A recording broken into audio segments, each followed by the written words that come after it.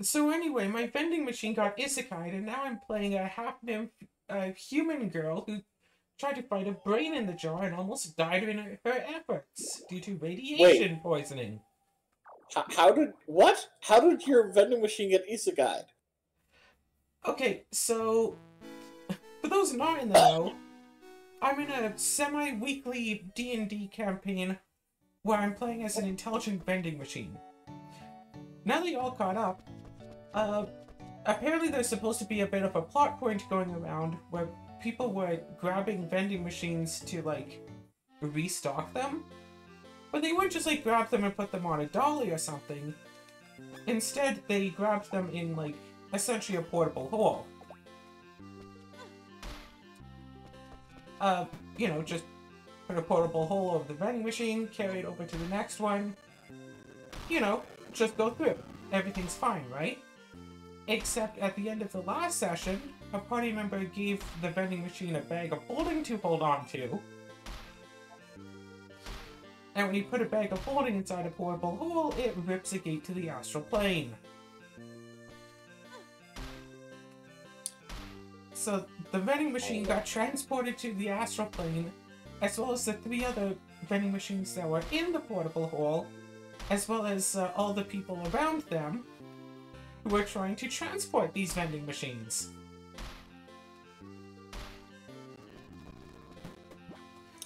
So what you're saying is everybody got screwed over. It sounds like it was a TPK. No. The other people trying to move the vending machines weren't the other party members. Those were a bunch of NPCs. It was just my character specifically that got taken. So what happens to your character now? The party, the party basically had an impromptu eulogy for my character. It was really sweet about how they would never forget Vendor. Really big. So you had to be there. And then I rolled up a new character to play as while the party eventually finds out a way to not only get into the astral plane, but to actually find their old companion. So basically, unless the party gets around to doing that, effectively your character is dead. Yes. Wonderful. And the thing is, as I understand it, I don't think, like, living beings normally can survive in the astral plane for a long time. Because no AI. But you're a vending machine. You're a sentient object that doesn't require any of the things that mortal beings require to survive. True. So, infinite time for crafting. I think that you should have a private adventure. Vendor's Adventures in the Astral Plane. What if Vendor just finds its own way back? Wait. Vendor learns how to astral project, but because he's in the astral plane, he astral projects onto the material plane. Ooh. I mean, the way that intelligent magic items work in the D&D thing that I'm using is that they basically can cast spells. What is the lowest spell level required to be able to transport oneself between planes of existence? I mean, for any degree of control you want plane shift, what edition are you playing? 3.5e. Alright, let me look this up.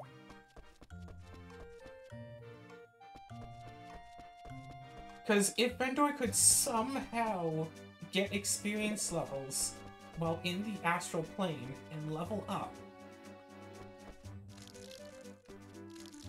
then it could eventually just plane shift itself right back to the rest of the party. Yeah, you probably want to talk to the DM about arranging those circumstances, but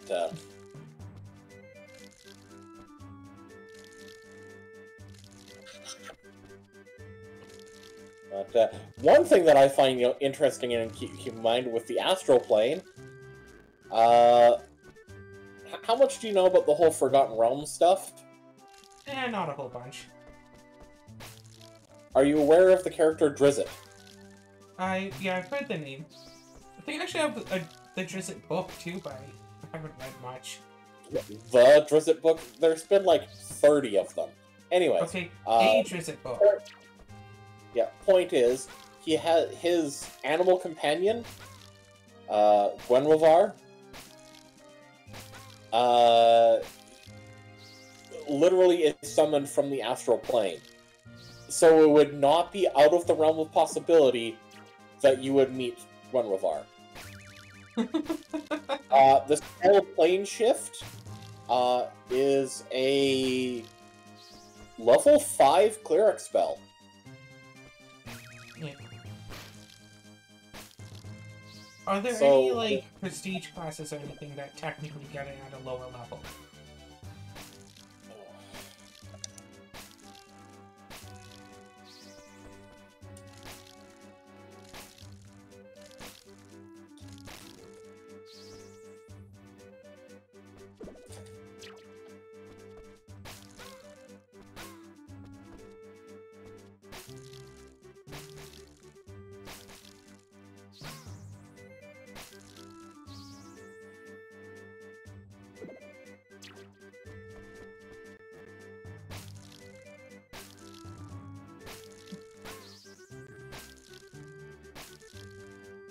So, yeah.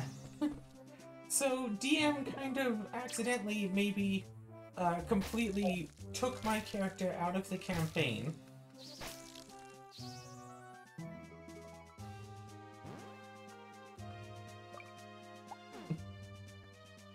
But fortunately, I've had a build that I've been wanting to run for a while now. So I just quickly made that character instead.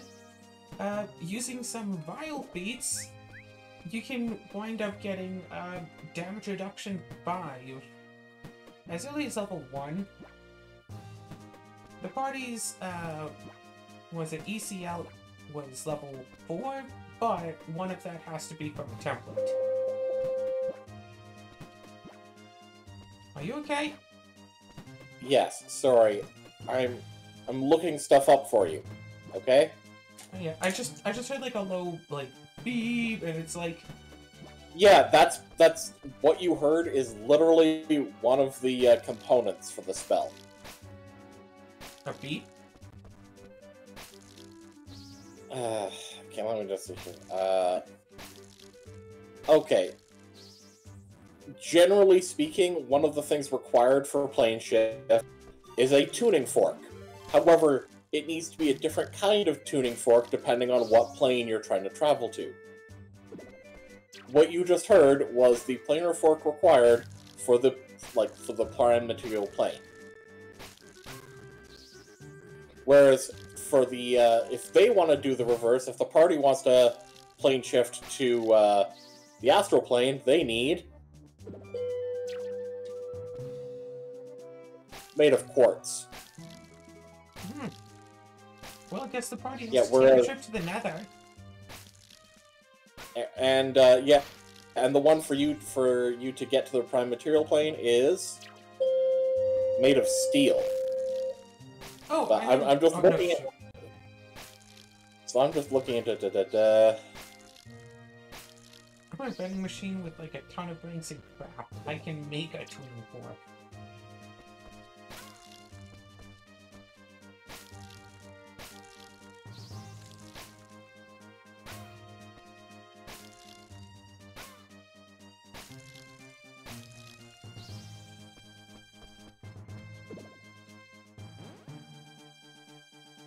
Hi, Cinnamon. Hey, baby. Hi. If you wanted to just lie down right here instead. Okay, thanks. Wait. Don't mind me. Real quick.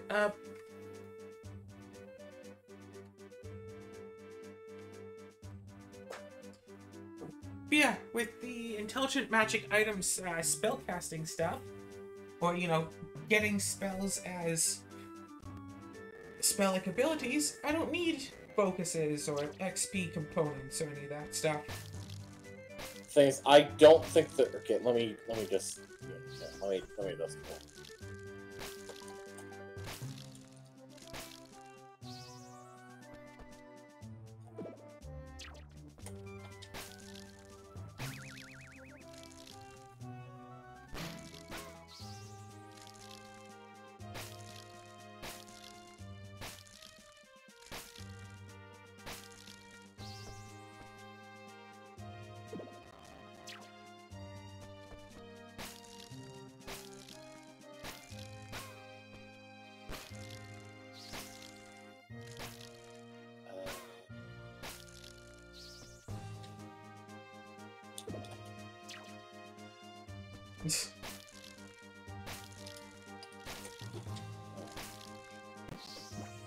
So anyway, I quickly rolled up / wrote out a new character to try to use. Oh, okay. Question: how many classes? Sorry, how many different planes has your character has Vendor been to? At least 2, but potentially at least maybe 3? Why? There is a prestige class. Here are the requirements. 4 ranks in the skill Knowledge, the planes specifically. The feats Dodge, Mobility, Spring Attack, and the candidate must have visited 2 or more planes other than their home plane. No, I meant, like, are there any, like, prestige classes with, like, planar travel on Yeah. their spell lists? Yes, that is what I am telling you. This is what this is. That's why I'm asking. Because I don't have to take the prestige class, I can just take the spell off of its spell list. Okay, let me just see here. Okay, as a class ability, at 4th level, they can use Plane Shift as per the spell. Unfortunately, that doesn't help. Yeah, see, that's the thing. If you wanted, if it has to be as in, like, spell level, like, as in, like, an actual, like, you know, like, Wizard 5 Yes. or blah, blah, blah. Yeah, Cleric 5. That is the lowest it goes. However, keep in mind, that is for regular Plane Shift. Yeah, is there any other form of interplanetary travel that someone gets at, like, as, like, say, a 3rd level spell or a 2nd level spell or something? Is there some sort of, like, interdimensional traveler prestige class that gets it as a interdimensional traveler 1st level spell?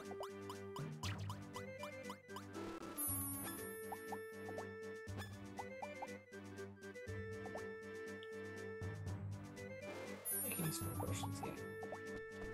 Potions are yummy and good and healthy.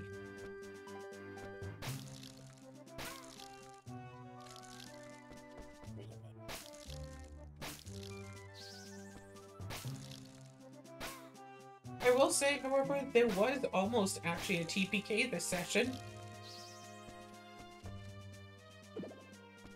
The party wound up fighting against a brain in a jar that used Dominate Person on one of the party members, who absolutely failed their will save.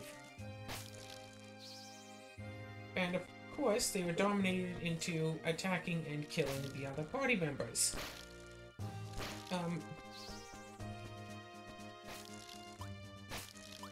Okay, there... Oh. Yeah? However, this character is absolutely super, like, busted, and rolls, like, plus 22 to hit, and with 2 attacks, albeit one of them being a crit, dealt over 100 damage in 1 turn. Mm. ECL 4.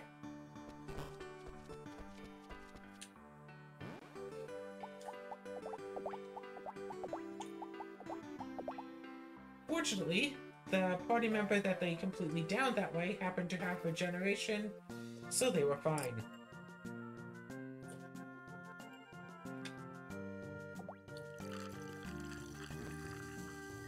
Okay, let me ask you something here. What is the highest, like, spell or caster level that you have access to currently? For Vendor, I think it's only like level 1 or 2. Ah. I have found one that is level 4, but it is risky. Oh? And I'm not sure if it necessarily applies to your character. Okay. The spell is called Dismissal. The target is one extraplanar creature. One could argue that because you are a creature not native to the plane that your character is currently on, that you could apply, but it would be up to the DM whether that could work. Just dismissal myself. Yeah. Well, here's the thing. The spell forces an extraplanar creature back to its proper plane. If it fails, a special will save.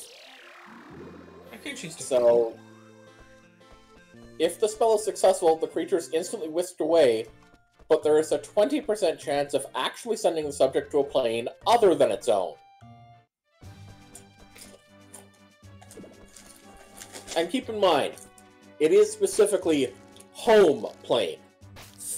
So, if Vendor is not native to the plane in which the game is actually going on, this probably would not be helpful at returning them. Yeah, because I think that part of Vendor's backstory is they're from some big corporation, so their native plane is like hell. Wait, what? It's been a while. But I think that's what the idea is. That because your character was made by a corporation, they're from hell? The people running the corporation are like demons and devils and stuff. So their home base is, I think, in hell. Which is where they have, like, where they make all of their stuff, like the vending machines. Which is where the people who are trying to kidnap Vendor were trying to take it. Ah.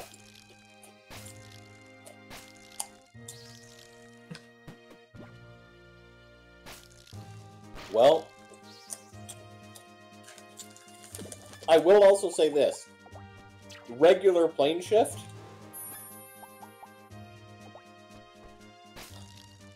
when it's, like, regular plane shift would be your most accessible one, which is a level 5 that is at least somewhat reliable. And I say somewhat because, yes, it will accurately return you to the correct plane that you're trying to get yourself to, but not very precisely. Basically, we'll just also have the teleport spell. Yeah, because basically, it's, how to put it this way? Really reliable.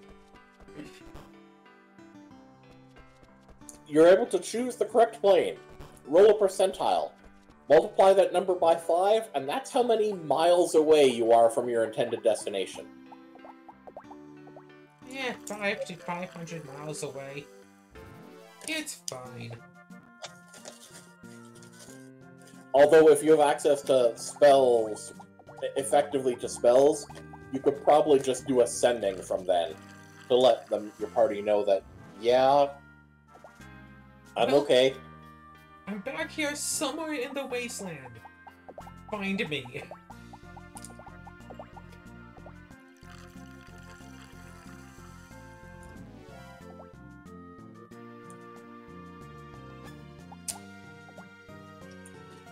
And I think the funniest part about the whole, oh no, the vending machine was isekai, is that that's how I was planning on sending off the character, like, at the end.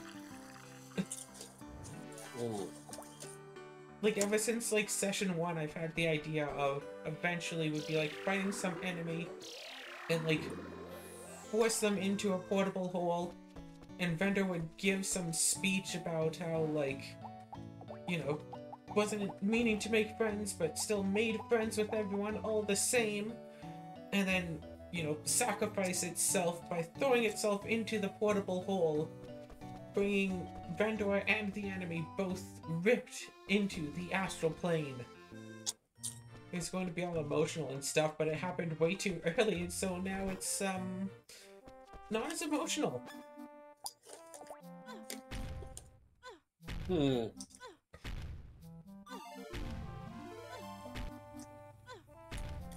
Vendor may have to learn how to walk. Oh no, Vendor has wheels. It's fine. Oh.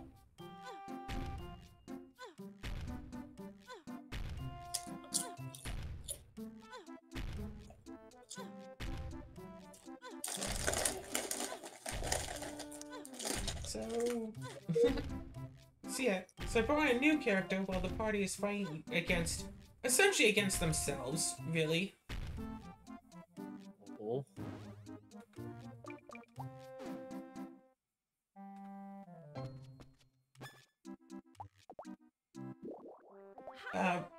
Yeah, because the fighter was absolutely dominated by Dominate Person spell. So they were all like, well, what are we supposed to do now? Already kills a party member. My character pops up and starts fighting against the brain in a jar who has a radioactive spear. Yeah, my DR5 definitely kept the character alive, but oh my gosh, it was... oof.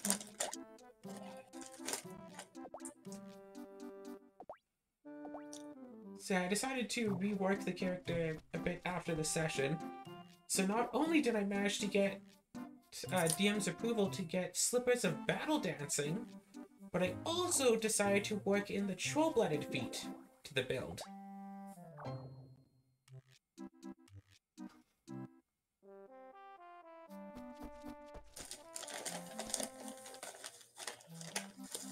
As for classes, I'm Battle Dancer, Dragon Shaman, and we leveled up during the session, so I don't know what to take for my next class.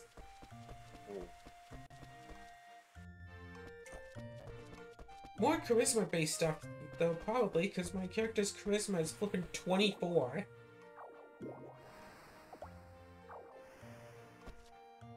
Or maybe just take, like, the Draconic template, get even more charisma. Do you know what the Slippers of Barrel Dancing do? They're really good. Ooh.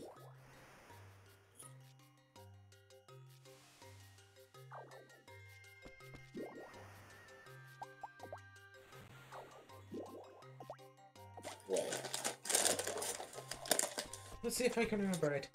Plus 10-foot land speed, plus 5 to tumble. If you have at least 5 ranks... Whoops. If you have at least 5 ranks of tumble, then plus 2 to initiative. And if you move at least 10 feet during the round, you use your charisma for attack and damage rolls instead of dexterity or strength.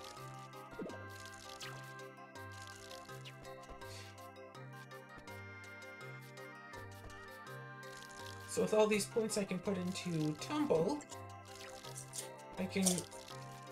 And with having such an amazingly high dexterity score, I can have it all set where... Yeah, if the enemy does wind up hitting me, which, I mean, AC is basically somewhere like just 20, so they'll probably hit me, but anyway. If the enemy does hit me and makes it through my DR5, then I still have a lot of health, and I also have regeneration because Troll-Blooded.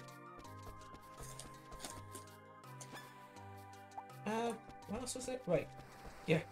A lot of defenses just in a row.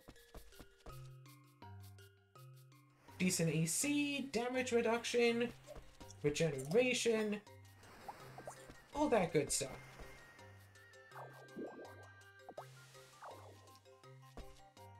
Oh yeah, and Dragon Shaman aura. So if they do manage to beat my AC, they're going to be taking 2 acid damage. So if I can't hit them with my attack at, you know, plus 8 or 9 or so, then they'll be taking damage anyway. If they're strong enough that I can't hit them, then they'll be taking damage. If they're weak enough where they can't hit me, then I'll be hitting them for damage. It's win-win. Probably. Theoretically.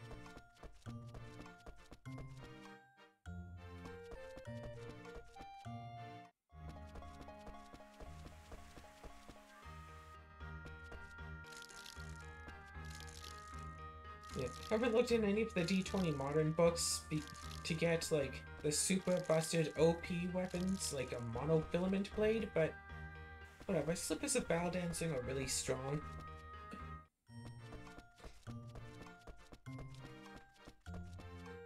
Yeah, let's fight against more apples.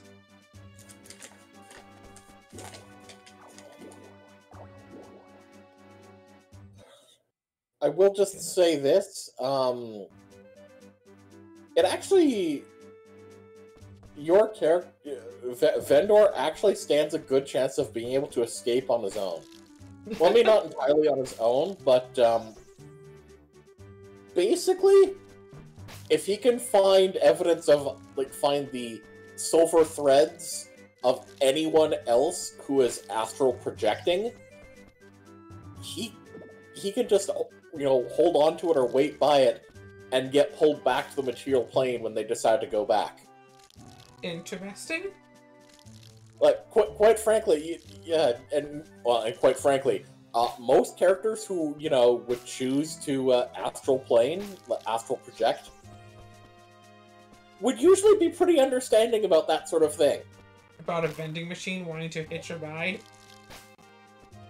No, about a sentient being from the material plane who got stuck in the astral plane, wanting to hitch a ride back. Yes. The fact that it's a vending machine would certainly be odd, but quite frankly, yeah, it actually wouldn't be that difficult. Still can't believe my vending machine got isekai'd. I'm just gonna send you a couple of important links here.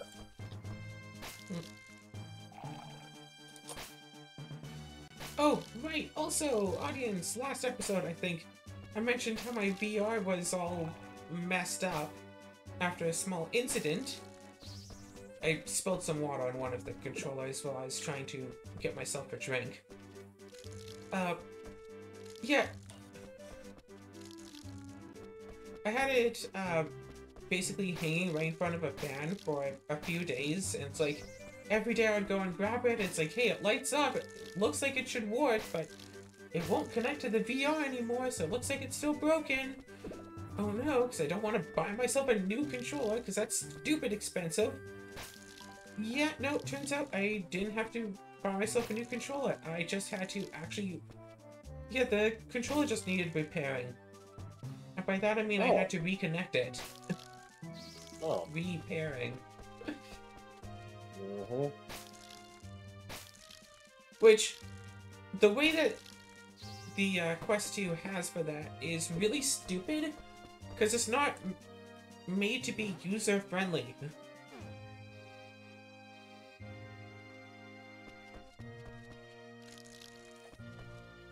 Because normally for something like that, like, you know, say Switch and a Joy-Con disconnects. What do? You go into the main menu, go to, like, the controller settings, hit the button on the controller, hit button on Switch, boom, boom, boom, it connects. For the VR, there is no option like that in the headset menu at all. You want to know how to reconnect, VR controller, Azura? Ow. Okay, so you open up the app on your phone. You go into the menu on there, go down about 3 or 4 more menus. Unpair the controller that still says that it is connected, and then pair it back in. But you also have to have the headset on and active. So if you just turn it on and leave it on a table, it might go to sleep. So you have to be wearing the headset while on your phone while you have the controller.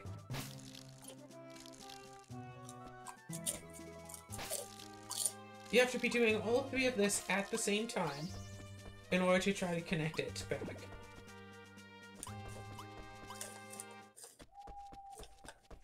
You know, simple. So you basically require, to do it all easily, you basically need 3 hands and at least 3 eyes. Yeah, well, basically, headset, like, sitting on your forehead and, like, adjusting it every so often so it doesn't fall over your face and blind you. Control in one hand, phone in the other hand. Or, you know, have a second person there to be wearing the headset while one person uses the controller. Like, Yeah. technically speaking, you could turn on the headset, then lay it flat on a table and quickly go in with the app and hope that you're fast enough for it to work.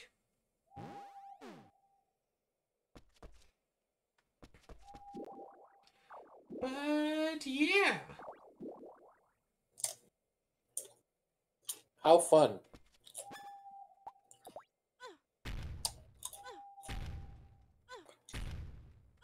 That doesn't look like a watering can. I'm getting hammer levels in. I'm not fighting, so I can use other tools. Uh-huh.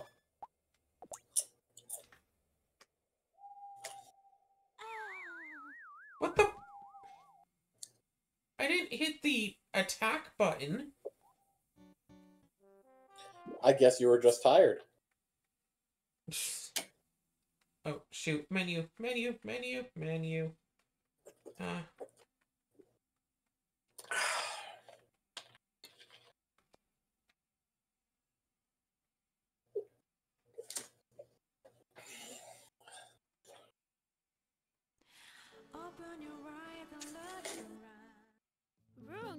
But yeah, I would definitely say that first link that I sent you, take a look through it and talk to your DM and share the link with them. Along with it, like, really any of the other links, you know, and all that stuff. But basically, there is definitely... It's one of those things where the idea of a character getting trapped on the astral plane is relatively rare, but there's multiple ways of escaping, though most of them involve finding someone who's just astral projecting. I still like the idea of Vendor going on, like, adventures by itself. Because it has absolutely terrible combat stats. It is an assist character above everything else. Yep. Like, its bonus to attack is a negative. Yep. Its damage is 1. Like, it is not for combat.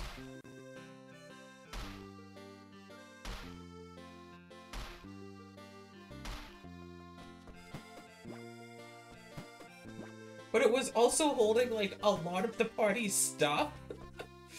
Yeah, the fact that they decided to, you know, have a eulogy, like, have a funeral, and then not immediately start looking into ways that they can get you back. Well, it wasn't, like, an actual, like, funeral for it. It was just everyone standing around and saying what they liked about the vending machine. Yeah, like, so NPC cops around the area because there was basically an explosion. It's like, oh yes, we lost our friend. It's like, oh, your friend, shoot, can you describe them? If we find anything, we'll let you know. It's like, yes, our friend, the vending machine. It's like, your friend was a vending machine. It's like, hey, that vending machine was the greatest friend a person could have, okay? Vendor was always there for us whenever we needed it. It's like, oh my gosh, y'all, I'm so touched. Vendor still had my family heirlooms. So, yeah, I gave that vending machine a sword after it saved my life. It's like, wow. Call back to session 2.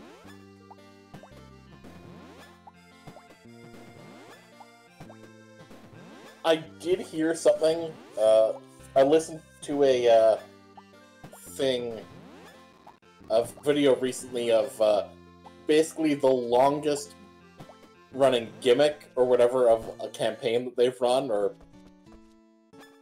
Yes. and this one person was saying the game that they were running. I mean, long story short, the party had to basically traveling around the world collecting all the pieces of this, big old artifact. The standard, get all the pieces of the MacGuffin. Sure. And now most of them, like most artifacts, usually have a standard naming system. It's usually noun of verb, or sure. Yeah. Yeah, like it's the sword of truth, or eye of justice. Yeah. Exactly. Noun of adjective, I think. Not verb. Well, it can be sometimes a verb, but like the anyway. acts of slashing. Anyways. Noun of thing. Yeah, noun of thing. And then they had one that had such a simple name, Bob's Artifact. And apparently the party had, I guess like the players had spent almost like a real life year, they'd spent a long time collecting all the artifacts. It was a long running campaign. They'd spent a good amount of time trying to get information about this one thing. And, eventually, they hear that, nobody's heard of it because it's just called Bob's Artifact. It's not, doesn't seem noteworthy. And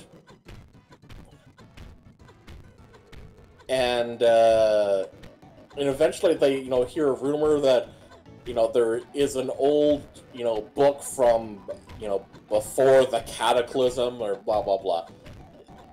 World-setting stuff, so old enough that it might have information about it. And the problem is, that book is currently in the possession of a lich. So, the lich is Bob. Huh? No, the lich is not Bob. Oh. The lich is not Bob. I thought that's where it was going. It was not.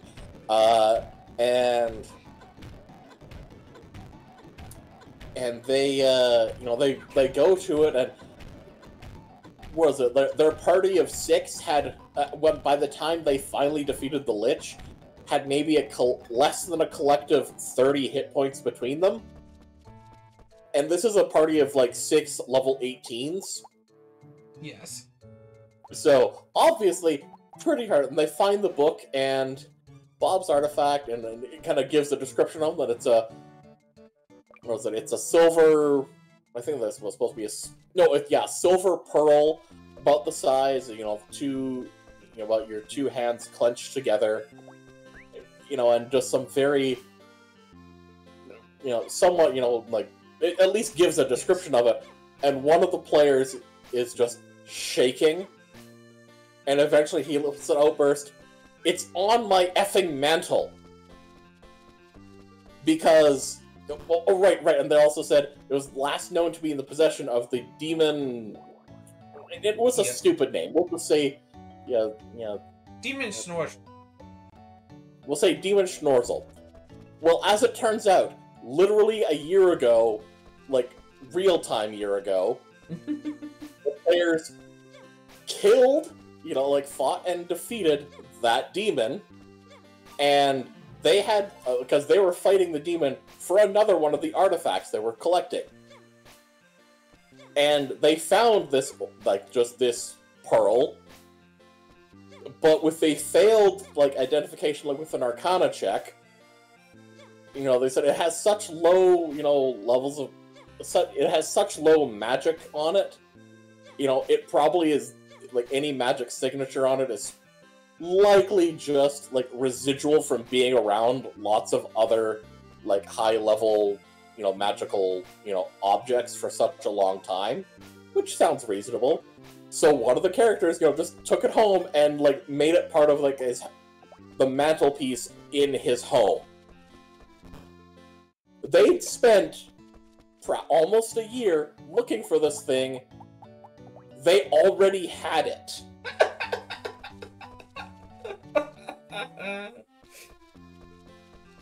Could you imagine what the DM was like? Well, for an entire year, these players are like, ah, gee, we gotta find Bob's artifact. Ugh, I wonder where Bob's artifact is going to be. And the DM's just there, like... Exactly. Okay, how do I tell them? And the best part is, the reason... It's, well, one, it's lucky that they held on to it and didn't just sell it. Yeah, I mean, Pearl that a big, large could probably sell silver it for a pearl? ton, right? Yeah, a large silver pearl with some faint magical, aura to it, but no apparent, actual magical traits to it. Yeah, they could easily sell that and get a lot of money for it, but the character just luckily decided they wanted to hold on to it. It's like... But could you imagine if they had sold it and the DM has to track, like, a year's worth of, like, passing from hand to hand? Oh, here's the thing. You know the DM would have done that. Oh, absolutely. They were willing to... I mean, you know that they were willing to play the long game. Like, when it's literally a years-long, in real life, campaign? Yeah. Oh, gosh. And I just have to admire that kind of dedication.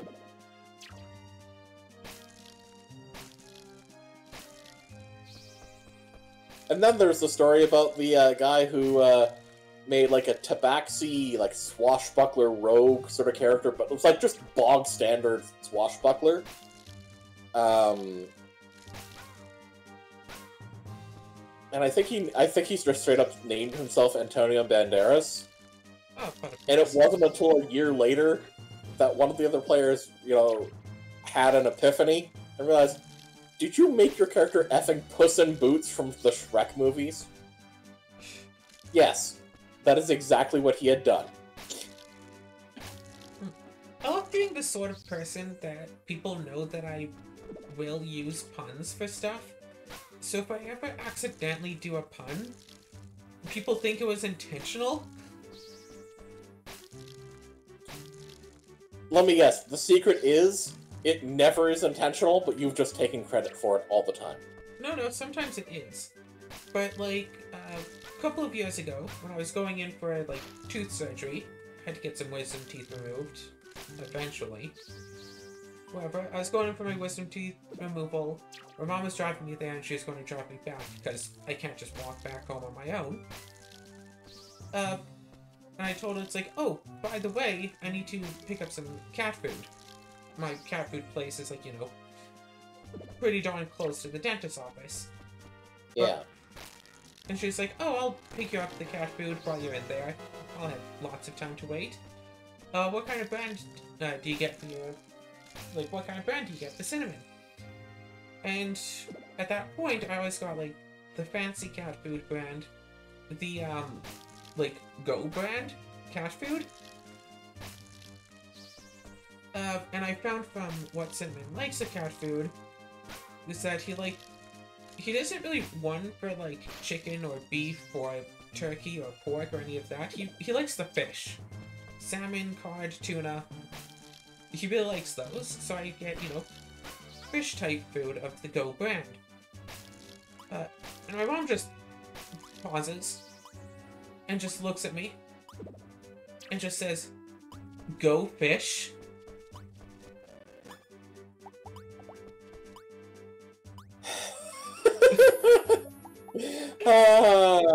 Yeah. And, like, that was not intentional. It just happened that way, because I didn't want to get, the cheap grocery store cat food. I wanted to get, like, good stuff for my cat. And he just likes the fish. What you should have then told her is that you also need some headlight fluid and some elbow grease. No, the cat food was actually, like, authentic. I know, that's the best part.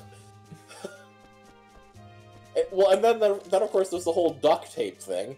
It's actually duct tape. What's your favorite brand? Duck? Duck. Because there actually is duck brand. Duct tape. Duct tape. Yes.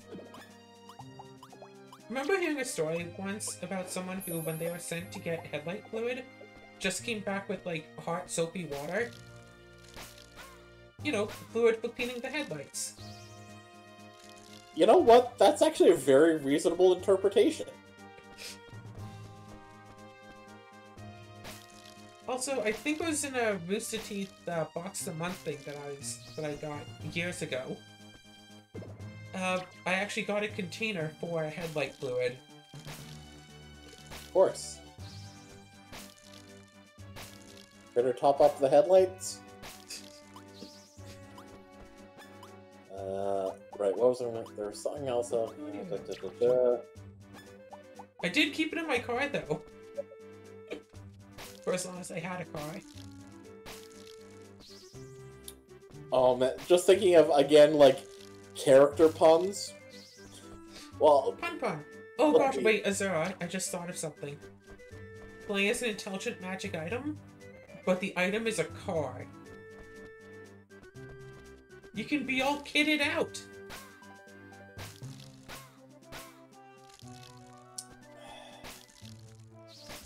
Claire. What's up? I hate that I get the reference more than I hate that I got the pun. Wait, do you not even recognize the pun that you just made? What? Out? All kitted out? Yeah, you can stock that car with all sorts of stuff. Okay, Claire? What's up? Are you familiar with an old TV show called Knight Rider? Can't say I've ever seen it. You know, the one with the effectively sentient car? Named Kit? What about Are it? you seriously telling me this is another completely unintentional reference pun that you just made? Is what a pun? All kitted out? Yeah, you can... Yeah, you can stock a car with all sorts of stuff. Is that another pun? Stock car? Okay, How that many one was puns- unintentional. The kit was on purpose.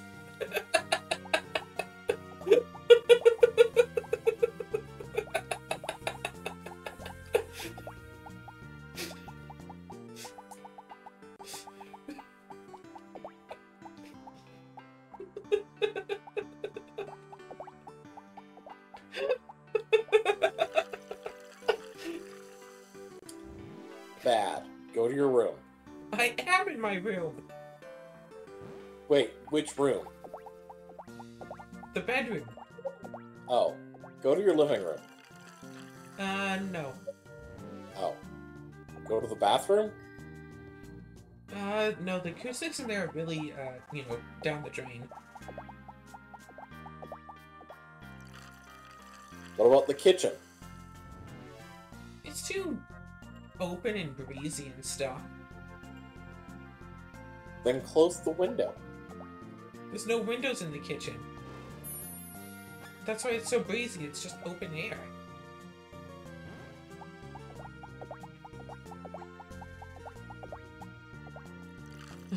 Okay, put on some pants, then go to the kitchen. Sir, I'm recording. Well, you're the one who Besides, you said know I things never were all wear pants. breezy. Huh? You know I don't wear pants, it's skirts all the way.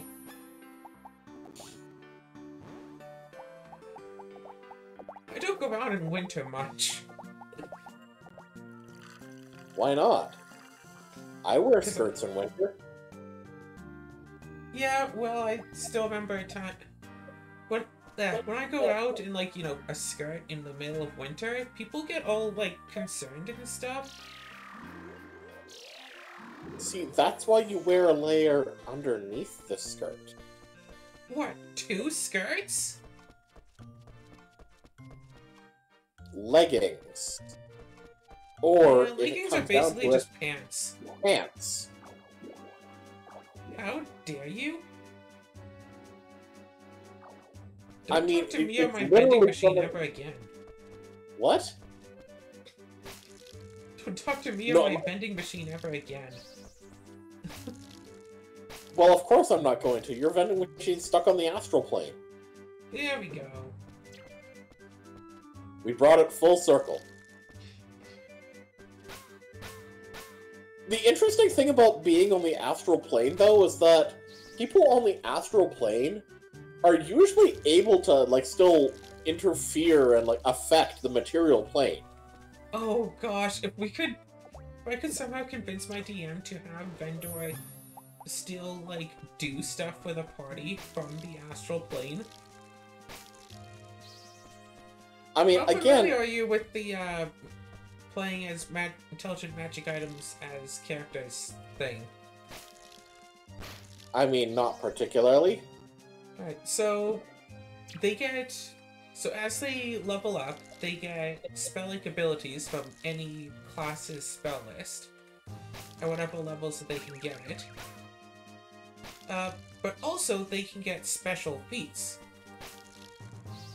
One of the feats, notably, is they can take any other magic items, like normal abilities, any magic item of worth of 5,000 gold or less, and just have that item's abilities. So like a bag of holding type 2.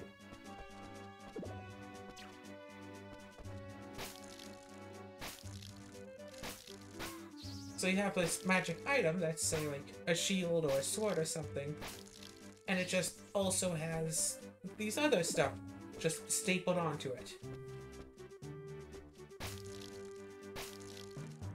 So one of the abilities of the vending machine was, I believe it's called a Horn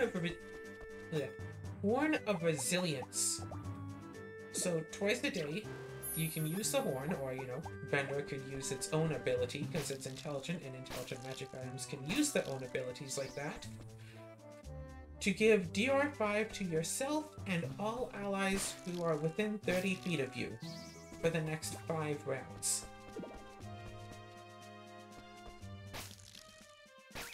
And suffice it to say, the party members loved that ability. I mean, here's the thing.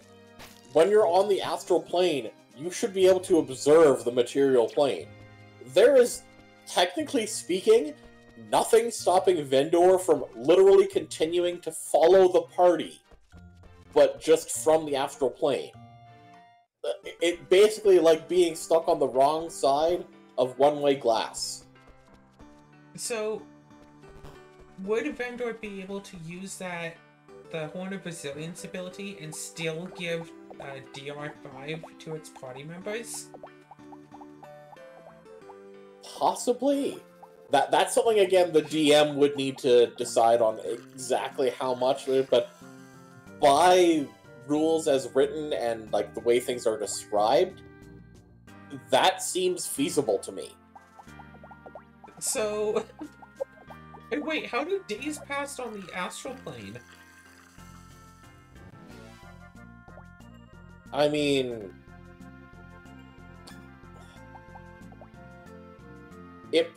I'm not exactly sure. I mean, that's the thing. Time tends to pass differently in different planes and everything, but the astral plane Wait, is it the astral plane or the ethereal plane?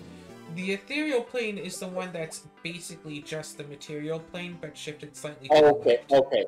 Alright, then I take back what I said. I don't think it's the astral plane is essentially outer space. Well, here's the thing. Okay, I forget. Have you read the Chronicles of Narnia? I believe so. At the very least, I've listened to all of them via audiobook. Alright, do you remember the one, The Magician's Nephew, which is chronologically, like, the first on the timeline? Yes. You remember that whole, like, that world that's just, like, all the pools that they jump into and that takes them to the other worlds? That's basically the astral plane. Yeah, it's the outer space, the space between the planes. Yeah. And it is literally connected to every plane.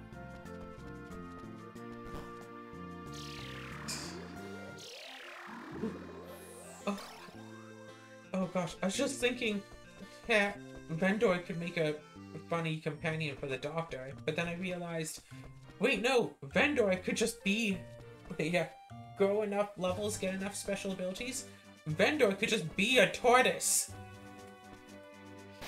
And a doctor, all in one. The Dr. Tortoise.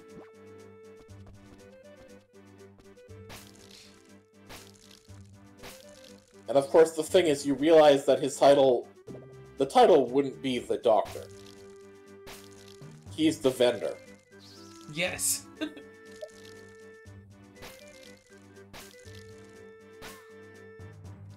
And you'd also have to figure out a way to make Vendor also be an acronym the way that TARDIS is. And you have to figure out a way to make that make sense. Make all of it be the same thing. But yeah.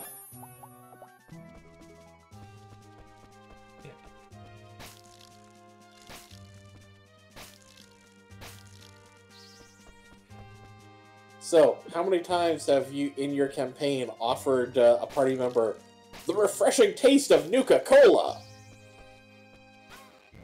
I haven't. Disappointing. Mostly because anything resembling Nuka-Cola in the campaign is toxic. And if someone actually tried to drink it, it would probably just kill them. Oh.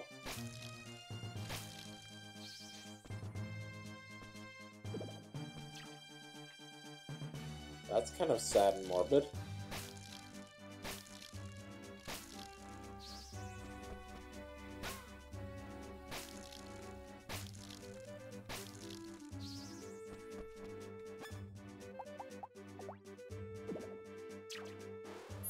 Alright.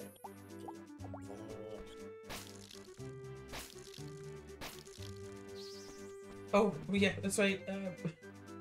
So yeah, Vendor took a bunch of, like, well, not a bunch, but took craft skill to be able to make stuff like stim packs and whatnot, and took the create water spell, well, spell-like ability, whatever. So at one point we got just a whole bunch of scrap iron. Vendor turned them all into flasks and filled them all with water to sell fresh water to the wasteland. Fun. Oh yeah, it was nice. Yeah, I just have a block of stats of all of the items available for sale at their own specific prices, and it's like, yep. When we have some downtime, but Vendor's just going to be selling its stuff on the street corner, just like always.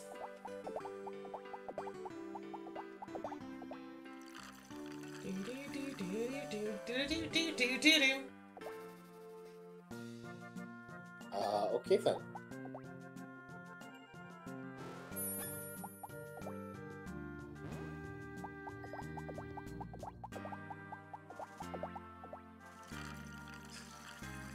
But, oh well, whatever. I have a new character now for a little while.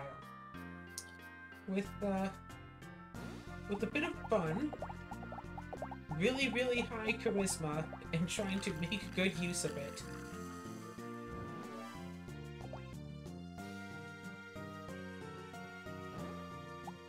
Yeah, a chaotic, evil half-nymph. Chaotic evil, huh? Yes. Okay, so you definitely were creating the character with the intent of them being a temporary character. Hey, just because they're chaotic evil doesn't mean they're stupid. They see, you know, giant undead thing that could immediately kill them. They're not going to try to stamp them in the back. They saw that the sword fighter killed one of their own party members in one hit. They're not going to try to take off the sword fighter.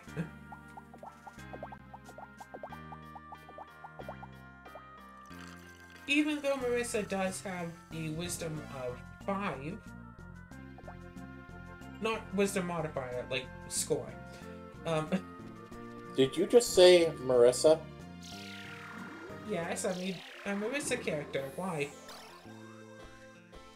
Claire. Disappoint. What?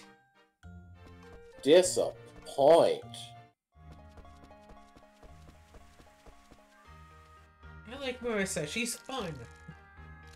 Disappoint. What the flip just happened there? I don't know what did happen. I don't know. Like, I wanted this piece of, like, crop over here. And, like, the splash animation appeared in the bush up here. One on the hand and two in the bush? No. No. Oh. Yeah. And I wanted Marissa to have, like, a whole bunch of, like, ores and stuff, but I figure... Meh. Just a outright fighter. Nice tumble check, nice, unarmed attacking ability. Whole bunch of charisma, so it's like... Honestly, almost tempted to just do, like, one level of Battle Dancer, and then just a whole bunch of templates. Mm-hmm. What's Dragon Shaman giving me? Right. But Dragon Shaman's only giving me something I could potentially get from a feat. Really. It's level 1 of Dragon Shaman you can basically replace with, Draconic Aura feat, but you have to be character level 3 to take that feat.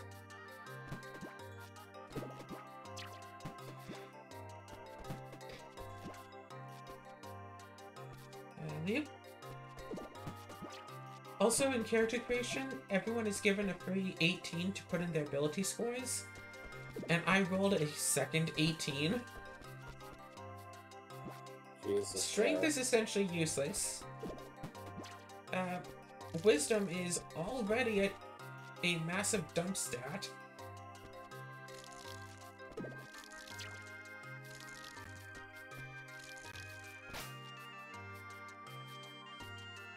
So yeah, not 18 in charisma.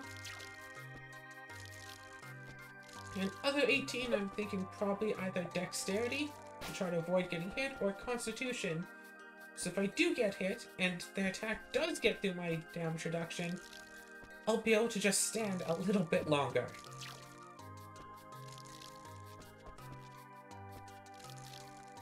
I wonder if I should go full cheese. And since I have troll-blooded, take the, shoot, what was that thing? Yeah, take the half-undead get-in template. So I become immune to non-lethal damage, but I still have a constitution score, so I can still, regenerate. Regenerate? Who do you think you are, the doctor? Yeah, exactly. Vendor is the TARDIS, Marissa is the Doctor. Thanks for your understanding. That sounds terrifying. Yeah, Marissa in the Doctor Who setting would very much love to play with the Daleks.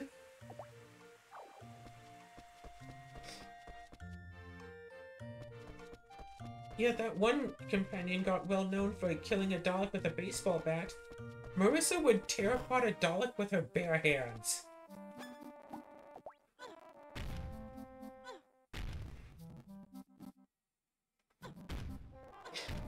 Heck, almost surprised Marissa isn't a Dalek.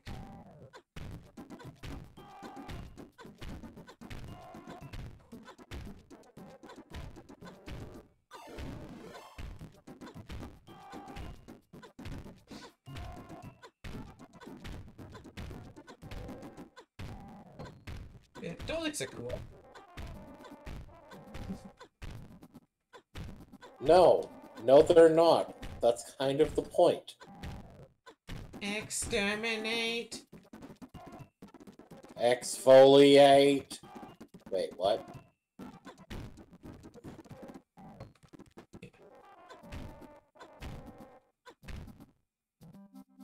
Yeah, perfect. Good evening.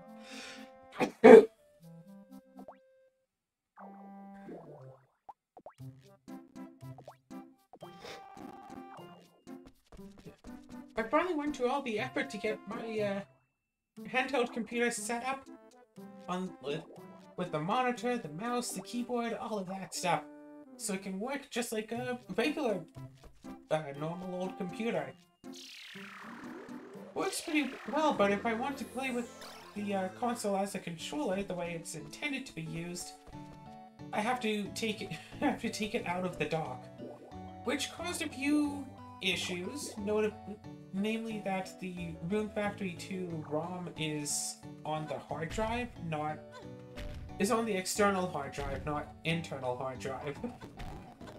So I had to quickly go and transfer that over.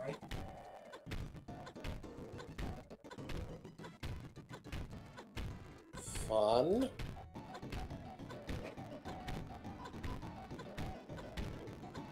And if I want the audio quality to be anything remotely good, I still have to keep the microphone plugged into the console itself. But fortunately, that's a pretty good microphone, all things considered. It can pick up a regular old speaking tone from, like, across a room. So if I go to visit family and I try to record, there could potentially be issues if people decide to come by and check out what I'm doing, but otherwise should still be pretty fine. So hey, now if I have to come down and visit you for a while, I can potentially do recordings while I'm with you. Doesn't that sound like fun? Sure. Also, Face-to-Face Games is having a Black Friday sale. And notably, they're having a Black Friday sale on dice. You can get like a full set of like D&D dice, and by full set I mean, you know, one of each, for like $1. Interesting. They had a pink set for $2, and a pink set that was also metal for I think $11. Put a few sets in the cart, I was all like, oh right, cool, get these shipped out. Yeah, shipping was like, it was $20 for all the dice I got, and they wanted another $20 for the shipping. Oof. And it's like, no?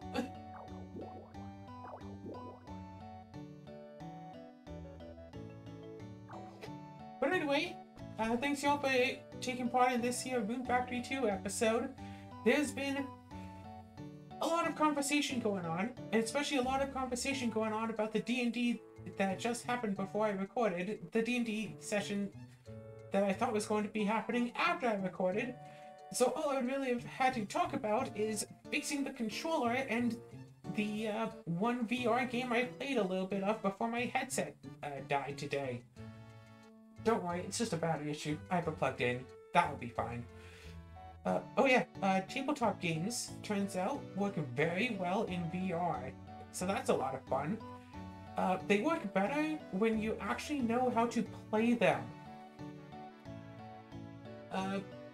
Yeah, unfortunately something weird happened with that one tabletop VR game that I recently got, and I kind of overwrote the demo, so I had to kind of learn as I went, but I think it's fine. That video might be out in a few weeks. It's probably fine.